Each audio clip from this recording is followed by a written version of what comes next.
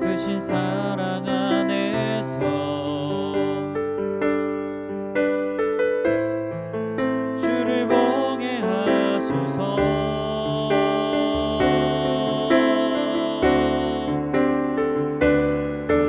내 영혼이 확정되고 확정되어 싸우니 믿음의 눈 들어 주를 바라봅니다.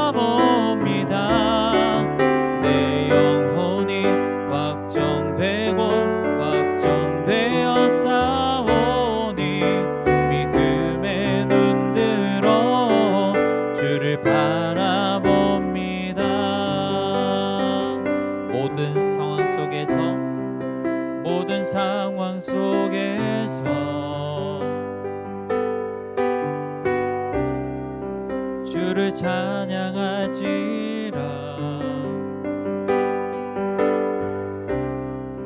주는 너의 큰 상급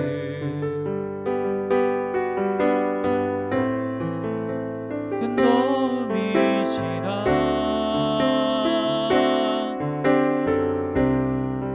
주의 얼굴 구할 때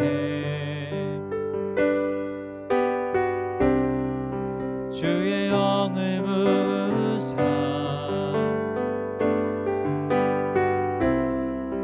크신 사랑 안에서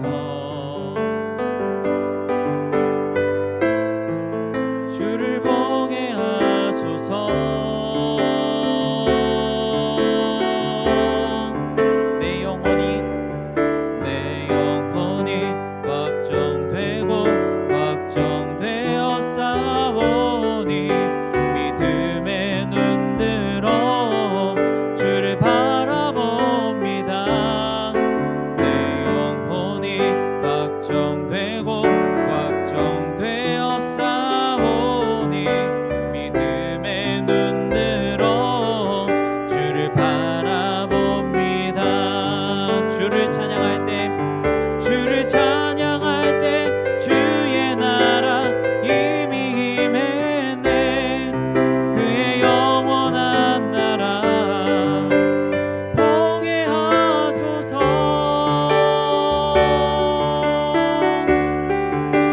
내 영혼이 확정되고 확정되어 싸우니 믿음의 눈 들어 주를 바라봅니다. 내 영혼이 확정되고 확정되어 싸우니 믿음의 눈 들어 주를 바라봅니다.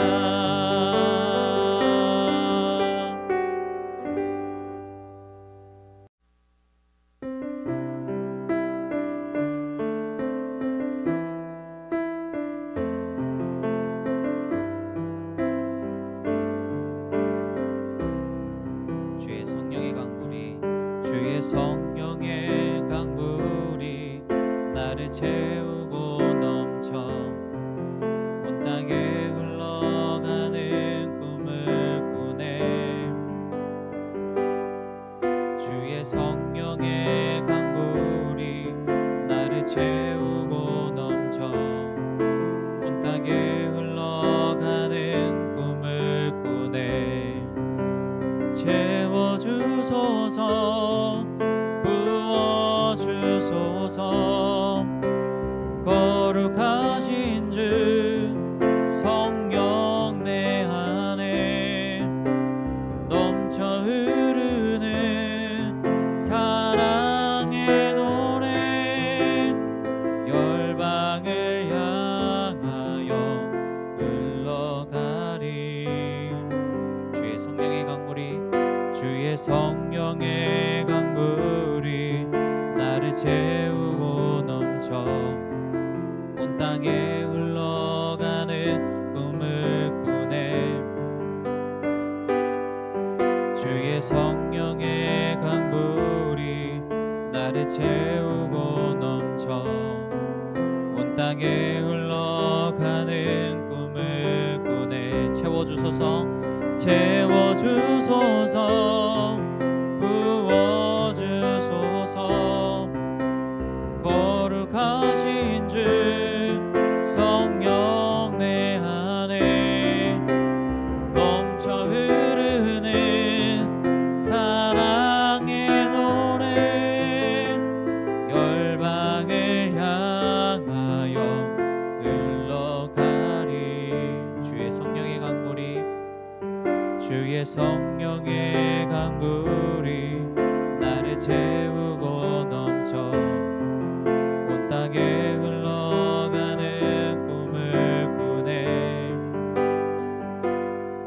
주의 성령의 강물이 나를 채우고 넘쳐 온 땅에 흘러가는 꿈을 꾸네.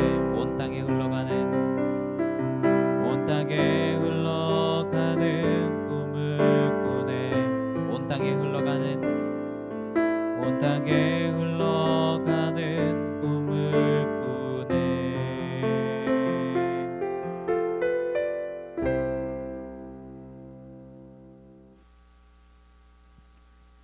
오늘 함께 나눌 말씀은 레위기 23장 33절에서 34절 그리고 42절에서 43절 말씀입니다. 구약성경 183페이지 레위기 23장 33절에서 34절 42절에서 43절 말씀입니다. 함께 봉독하도록 하겠습니다. 여호와께서 모세에게 말씀하여 이르시되 이스라엘 자손에게 말하여 이르라.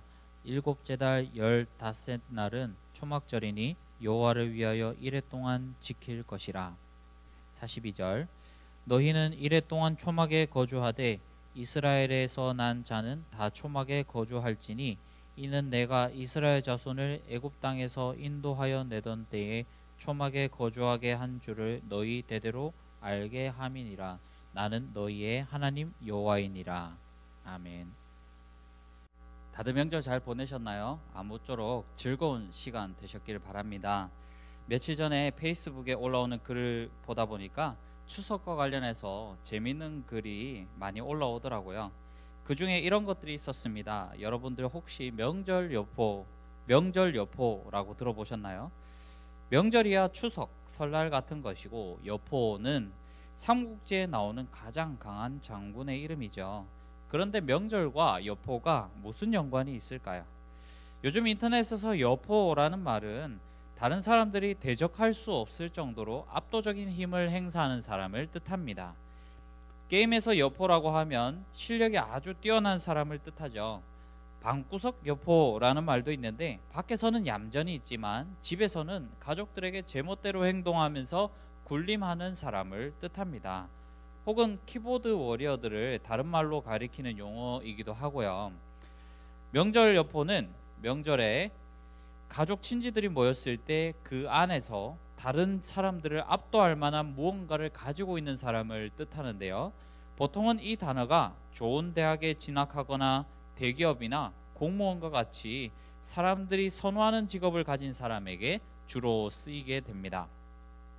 아무래도 명절이 되다 보면 서로 안부와 근황을 서로 물어보게 되는데 그러다 보면 은근히 상대방보다 자신이 더 잘 되었다라는 것을 드러내는 자랑 대결이 일어나기가 쉽습니다. 심지어 명절에 친척끼리 가볍게 시작한 근황 묻기가 서로를 모욕하는 말싸움으로 그리고 더 심한 경우에는 주먹 다짐까지 가게 되는 경우가 있습니다. 이렇게 서로 비교하면서 우월감을 맛보려고 하는 분위기 속에서 상대방이 아무 말도 못할 정도로 좋은 대학이나 직장을 가게 된 경우에 이런 사람을 명절요포라고 부르는 것이죠. 그런데 명절은 본래 혈육 간의 정을 돈독하게 하기 위해서 조상들이 만든 좋은 전통인데요. 그렇지만 요즘 명절은 사람들에게 즐거움보다는 스트레스로 다가오는 경우가 많습니다. 먼 거리를 가서 1년에 2번 보는 사람들에게 직장이 어떻니, 결혼이 어떻니, 성적이 어떻니 하는 이야기를 듣는 것보다는 차라리 집에서 조용히 휴식을 취하길 원하는 사람도 많아졌습니다. 그래서 명절에 집 근처 카페를 지나다 보면 사람들이 참 많이 앉아 있는 모습이 익숙한 명절 풍경이 된 것 같습니다. 하지만 오늘은 좀 다른 모습의 명절을 소개해 드리려고 합니다. 성경에도 여러 명절이 나오는데요. 유월절, 오순절, 초막절과 같은 3대 명절은 잘 알아두면 성경을 재미있게 읽는 데에 큰 도움이 됩니다. 우리는 수요일부터 긴 추석 연휴를 지나고 있는데요. 마침 성경에 나오는 명절을 지금도 전통으로 지키고 있는 이스라엘 유대인들도 10월 2일 금요일부터 9일까지 8일간 초막절로 긴 명절을 지내고 있다고 합니다. 우리가 영상으로 예배를 드리고 있는 지금도 저 멀리 중동에 사는 유대인들은 초막절을 지내고 있습니다. 초막절은 우리 민족의 추석과 날짜가 상당히 비슷한데요. 물론 그들은 음력을 사용하지 않기 때문에 날짜가 겹치지 않을 때도 있습니다만 2년에 한 번은 추석과 날짜가 거의 일치하게 됩니다. 초막절에는 이름에서 알 수 있듯이 명절 기간 중에 이스라엘 사람들은 나뭇가지와 나뭇잎 등으로 초막을 짓고 그 안에서 생활을 하게 되는데요.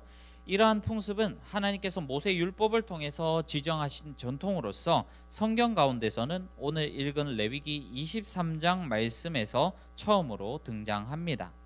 초막절은 장막절이라고도 하는데요. 그 명칭의 유래는 이스라엘 백성들이 이집트로부터 탈출한 다음 광야에서 초막이나 장막을 짓고 생활했던 것입니다. 42절에서 43절 말씀을 함께 읽도록 하겠습니다. 42절 너희 모든 이스라엘 사람들은 7일 동안 초막에서 지내라. 이것은 내가 너희를 이집트에서 인도해 내던 때에 너희를 초막에서 살게 하던 일을 너희 후손에게 대대로 상기시켜 주기 위해서이다. 나는 너희 하나님 여호와이다. 아멘.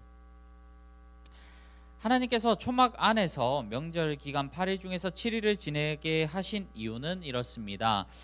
지금 너희는 약속의 땅 가나안에 잘 정착해서 좋은 집도 있고 농사지을 좋은 땅도 있지만 이런 풍족한 날이 있을 수 있었던 것은 예전에 너희 조상들을 이집트에서 탈출시키고 40년 동안 물도 먹을 곳도 없는 광야에서 너희를 보살폈던 여호와 하나님 덕분이라는 것을 기억하라. 초막절이 갖는 두 번째 의미는 한 해 동안 하나님께서 농사나 그 외의 생업에서 복을 주셨던 것에 감사하는 것입니다. 신명기 16장 15절에 초막절에 관한 율법이 있는데요. 읽어보도록 하겠습니다. 여러분은 지정된 예배처에서 7일 동안 이 명절을 지키면서 여러분의 하나님 여호와께서 여러분의 농사와 여러분이 하는 모든 일에 복을 주신 것을 감사하고 기뻐하십시오. 이렇게 초막절은 하나님께서 이스라엘에게 베푸셨던 이집트 노예 생활로부터 해방시키신 구원의 은혜, 그리고 일상 속에서 먹이고 입히신 은혜를 기념하는 명절입니다. 그럼 이런 의미를 가진 유대인의 초막절이 한반도에서 살아가는 우리들에게는 어떤 교훈을 줄까요? 예수님 또한 유대인이셨기 때문에 매년 이 초막절에 참여하셨는데요. 초막절에 일반 백성들은 초막을 짓고 살지만 제사장들은 조금 더 특별한 의식을 거행했습니다. 초막절 2일차부터 8일차까지 7일간 매일 예루살렘 성전의 제단에 물을 붓는 것인데요. 이 행위는 하나님께 앞으로 비를 충분히 내려주시기를 바라는 뜻에서 하는 것입니다. 이 초막절이 지나고 겨울 보리가 익기까지 충분한 비가 내려야 했기 때문입니다. 예수님도 이러한 초막절 의식을 지켜보셨는데 8일째 되는 마지막 날에 이렇게 말씀하셨습니다. 요한복음 7장 37절에서 39절 말씀입니다. 축제 분위기가 절정에 달한 명절 마지막 날에 예수님은 서서 이렇게 외치셨다. 누구든지 목마른 사람은 다 나에게 와서 마셔라. 나를 믿는 사람은 성경 말씀대로 그 마음속에서 생수의 강이 흘러나올 것이다. 이것은 예수님을 믿는 사람들이 앞으로 받을 성령에 대하여 하신 말씀이었다. 풍년을 기원하면서 물을 붓는 의식이 마지막 날이 되면서 절정에 이르렀을 때 예수님께서는 그 물이 아니라 다른 물을 사람들에게 소개해 주십니다. 예수님을 믿는 사람의 마음속에서 생수의 강이 흘러나오게 될 것인데 그 사람은 예전에 느끼던 목마름을 다시는 느끼지 않게 될 것이다 라는 말씀입니다. 이것은 비유로서 우리 몸이 유지되는 데 필요한 수분을 공급하는 그 물을 말하는 것이 아니라 39절의 말씀처럼 성령을 뜻하는 것이었습니다. 사람이 성령을 받는다는 것은 곧 하나님이 그와 함께 하신다는 것이며, 하나님이 인간을 최초로 창조하실 때 흙으로 겉모양을 만들고 그 코에 불어 넣으셨던 그 생기를 받는다라는 뜻입니다. 성령을 받은 사람은 하나님의 백성이 되고 부활과 영생의 생명을 얻게 됩니다. 유대인들은 초막절에 제단에다가 금방 말라버릴 물을 부으면서 농사가 잘 되기를 바랬지만은, 예수님께서는 같은 초막절에 몸을 살찌우는 곡식을 위한 물이 아니라 우리 영혼을 살리는 물, 곧 성령을 소개해 주셨습니다. 2020년에는 특별히 유대인의 초막절이 우리 추석과 겹치게 되어 있습니다. 이미 긴 연휴의 막바지에 이르긴 했습니다만 다음 추석도 있고 또 일상 속에서도 이 초막절의 교훈은 충분히 생각할 필요가 있습니다. 사람들이 조상을 기억하며 차례를 지내고 성묘를 가는데, 그것은 돌아가신 집안 어른들을 기리는 것이기도 하지만 조상들께 후손들의 건강과 안전, 출세와 풍요를 빌기 위해서이기도 합니다. 사람들은 재물이나 명성을 쌓는 것에 많은 관심이 있습니다. 돈이나 명예 자체가 나쁜 것은 아니며 우리 그리스도인들도 그것을 얼마든지 추구할 수 있습니다. 하지만 그것들은 우리 그리스도인에게 필수적인 것은 아닙니다. 적거나 부족해도, 인기가 없거나 혹은 멸시를 받는 일이 있다 하더라도 우리는 하나님께서 우리에게 베푸신 구원의 은혜가 있어서 행복할 수 있습니다. 많은 사람들이 돈과 출세를 자랑하는 어그러진 추석을 보낼 때에 우리는 같은 시간, 같은 장소에서 하나님의 구원의 은혜를 자랑하는 초막절을 보내는 것은 어떨까요? 여기에 덧붙여서 신명기 16장 14절은 이렇게 말씀합니다. 14절, 이 명절에 여러분은 여러분의 자녀와 종들과 여러분의 성에 사는 레위인과 외국인과 고아와 과부와 함께 다 같이 즐거워하십시오. 아멘. 초막절은 나와 자녀와 같은 가족들뿐만 아니라 종, 레위인, 외국인, 고아와 과부들과도 그 기쁨을 함께 나누는 명절입니다. 이 사람들은 풍족하지 못하고 소외받으면서 살아가는 사람들입니다. 하지만 하나님의 백성이라 불렸던 이스라엘 백성에게 그들은 명절의 기쁨을 함께 나누는 사람들이어야 했습니다. 구원의 은혜를 받은 사람은 자신과 가족뿐만 아니라 주변의 이웃에게도 사랑을 나누어 주는 자들이어야 하는 것입니다. 남은 휴일의 기간 동안 또다시 시작되는 월요일의 공포에 절망하지 마시고 초막절의 의미를 잘 생각하면서 하나님이 나에게 어떠한 은혜를 베푸셨는지를 생각해 보았으면 좋겠습니다. 그리고 내가 이웃들에게 사랑을 나눌 수 있는 것은 어떤 것들이 있는지 생각하면서 보내는 시간이 되었으면 좋겠습니다. 우리 함께 기도하겠습니다. 하나님 아버지, 나를 구원하신 은혜에 감사드립니다.